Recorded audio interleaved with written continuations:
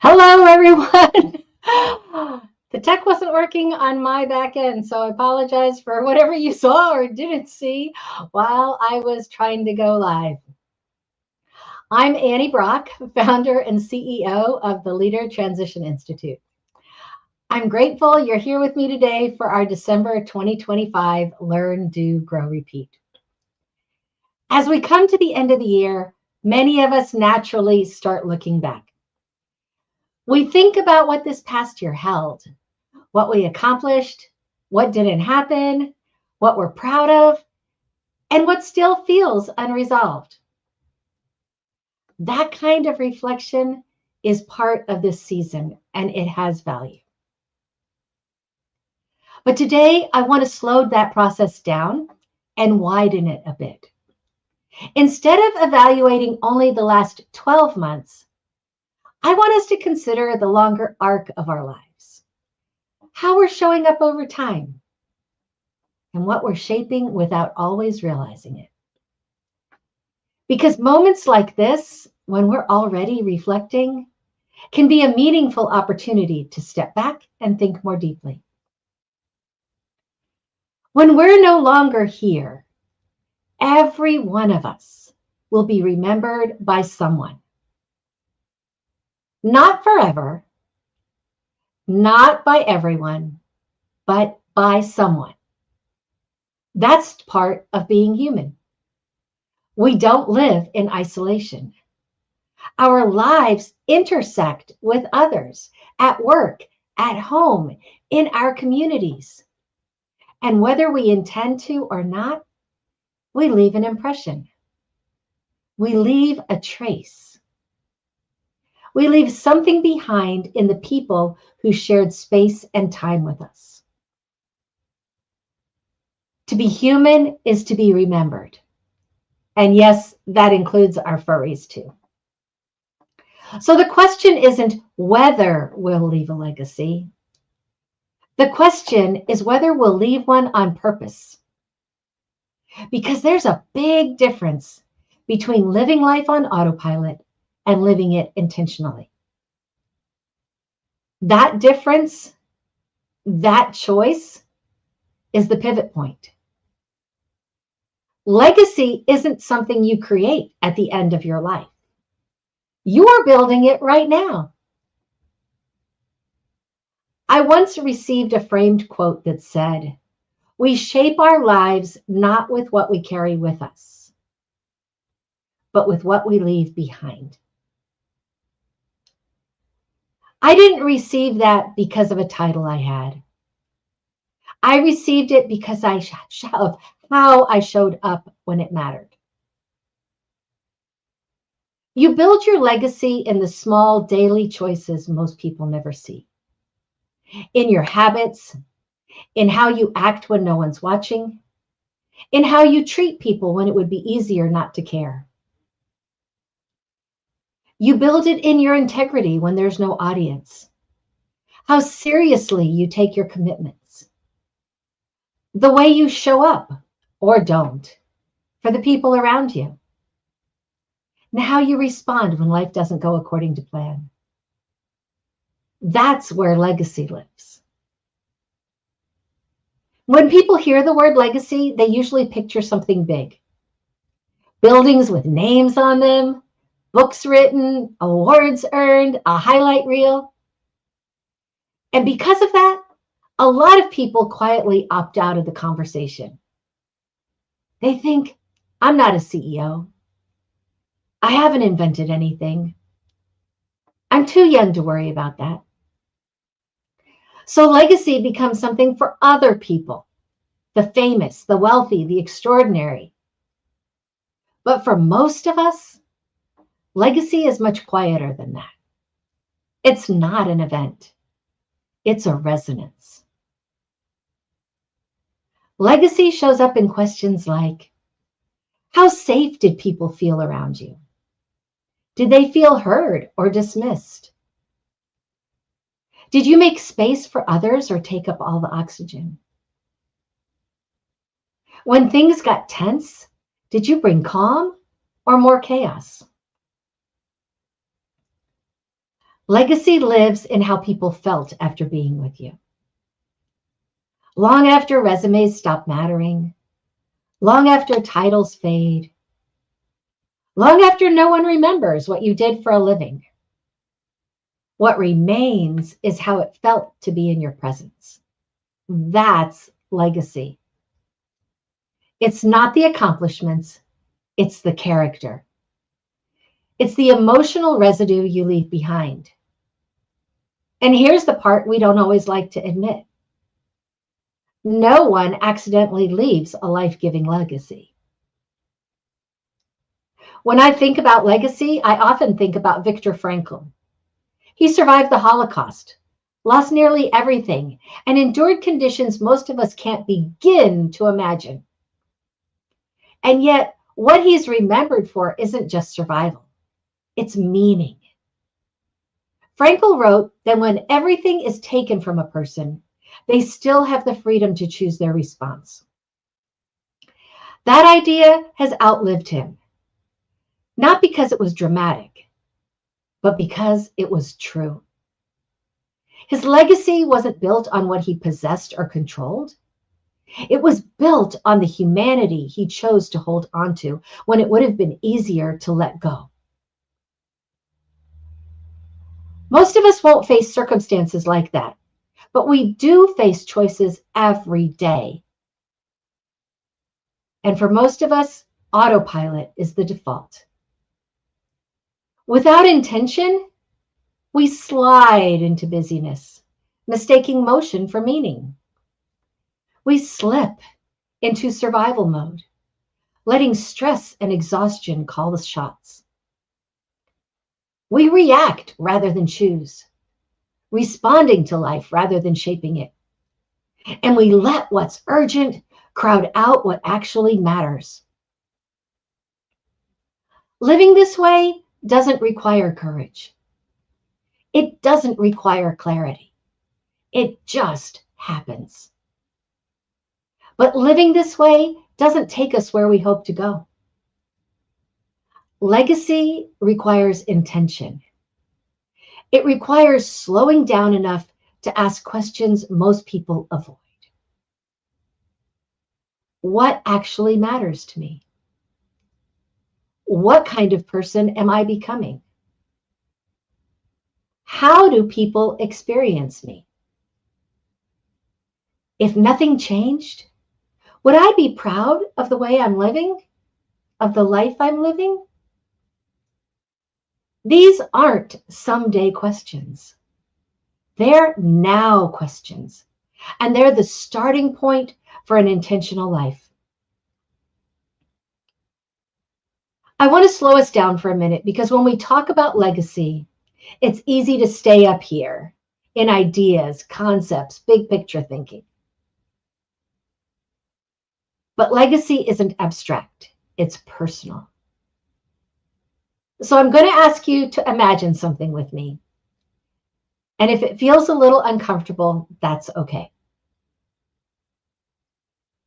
Discomfort usually means we're paying attention. I want you to imagine a day when you're no longer here. There's a room filled with people who knew you. Not just from one season of your life, but different chapters. Family, friends, a coworker from years ago, someone you mentored,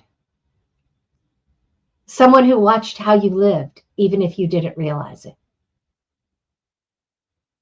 And someone stands up to speak. They're not going to list your job titles. They won't talk about how busy you were. They won't run through your resume.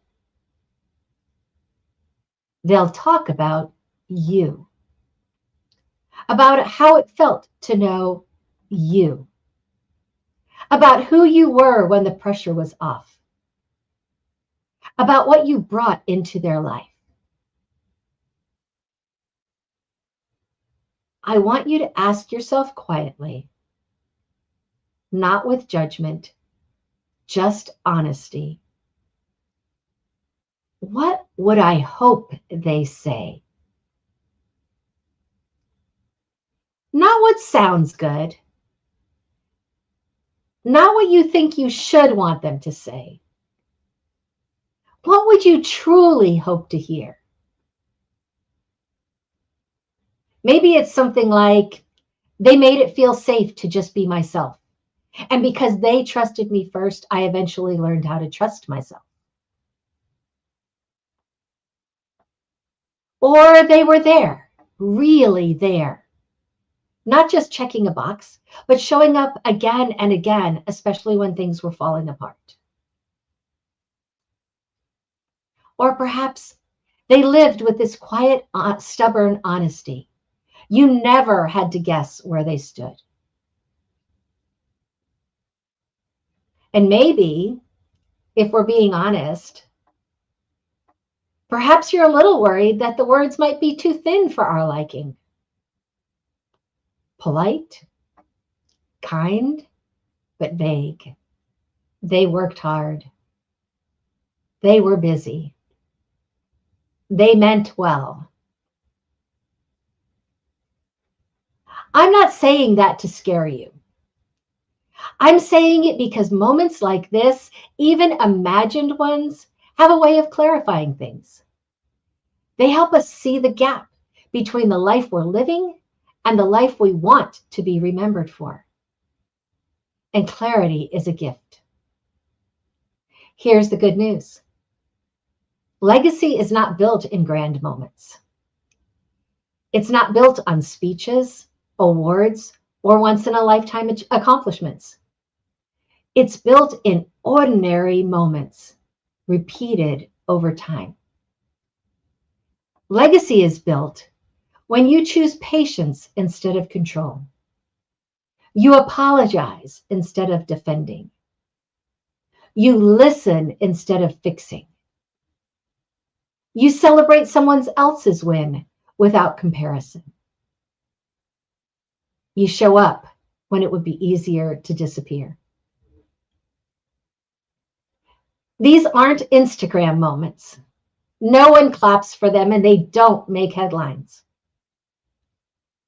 Legacy is built in kitchens, in hallways, in meetings, in quiet conversations that no one else ever hears about. And the thing I want you to hear clearly is this. You do not have to wait. You don't have to wait until things calm down. You don't have to wait until you feel more confident. You don't have to wait until the next chapter starts.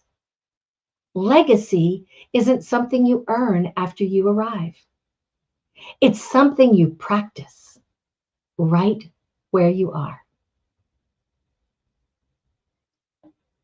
There's something else we don't talk enough about. You cannot create a meaningful legacy if your entire identity is wrapped up in your roles. We're really good at defining ourselves by what we do. Our job, our position, our responsibilities, the people who rely on us. Those roles matter. They're important, but they're not who you are. Because roles change. Careers end. Titles go away. Seasons shift. Uniforms come off.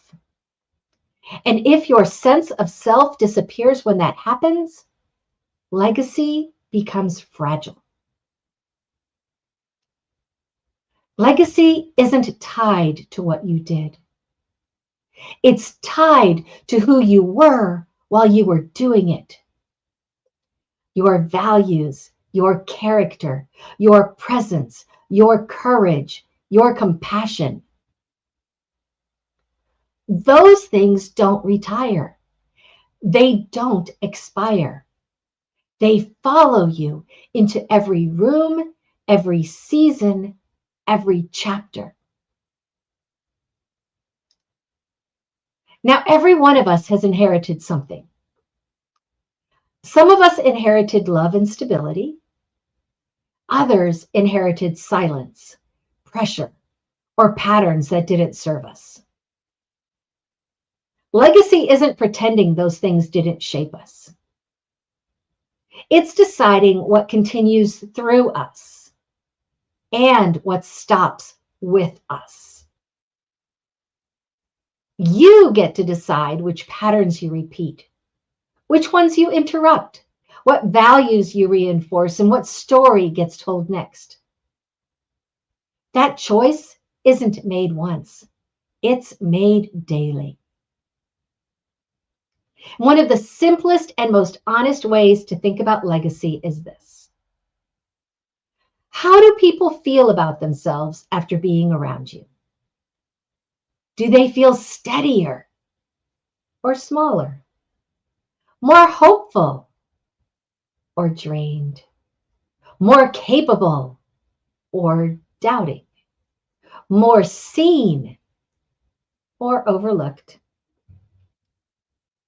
You may never know the full impact of a kind word, or a moment of belief, or your decision to stay present when it would have been easier to check out.